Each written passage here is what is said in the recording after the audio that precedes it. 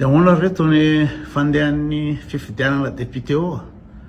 ny voka-pifidianana moa zany fandretarita tsy saotra zany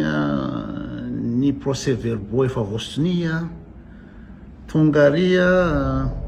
afany any ny sambato valopolo misy maningina telo dia lasa valopolo sy telonjato nefa nisy mifidy tsy miova mifampitory atsy mandorana ny atsy avy eo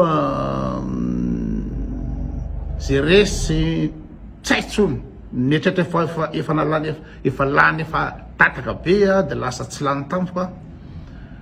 dia nareo reto tsy mandinika hoe zany hoe mba ahoana moa zany ny fieritreretan'ireo firenena manodidina ny Madagasikara reo antsika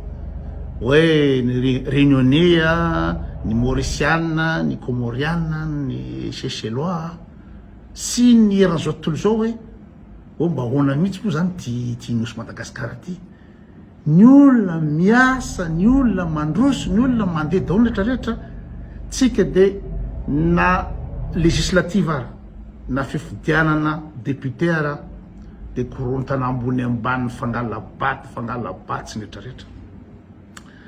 tena tsy haiko nareo raha mieritreritra hoe mba ahoana moa eritreritry ny réunionnais mahita ny Madagasikara io dia ahoana ny fieritreretan'ireo any no ny fieritretako anazy dia tena hoe ina moa zany bady reo olo reo vendrona reo gasy reo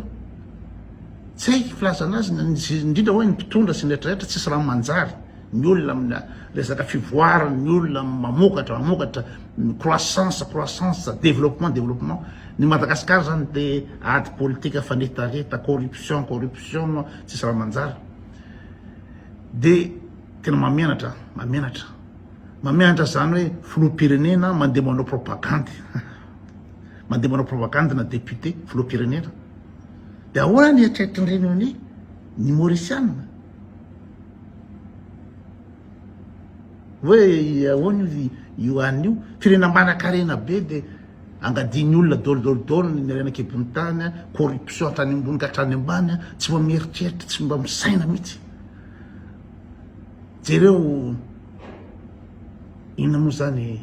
propagande feranga dia koveta ny zaraina propagande feranga dia zarana moto dia zarana koveta zarana kafe zaraina zany ny propagande na député à Madagasikara